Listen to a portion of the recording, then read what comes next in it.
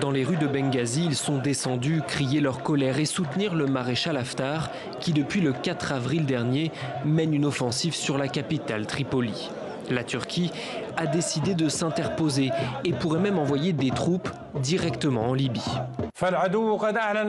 L'ennemi vient de déclarer la guerre. Il nous agresse et vient de décider d'envahir notre pays. Il ferait mieux de rester prudent. Le peuple ami de Turquie, auquel nous sommes liés par les liens de l'islam, doit se soulever à nos côtés contre cet aventurier insensé qui mène son armée à la mort. Le conflit prend des allures de millefeuille géopolitique. Le maréchal Haftar, qui contrôle une large partie de l'est de la Libye, est soutenu par la France, l'Égypte ou encore la Russie. Sur ces images, il visite un des porte-avions de la marine russe au large des côtes libyennes.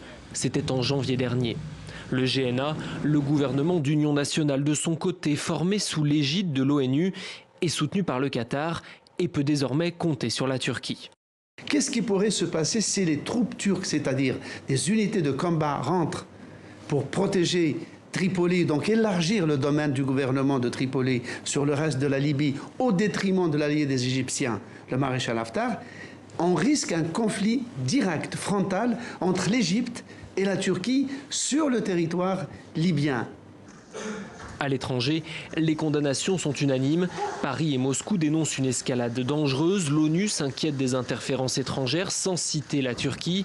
Un avis partagé par l'Union africaine qui met en garde sur les conséquences dangereuses pour la sécurité sur l'ensemble du continent africain.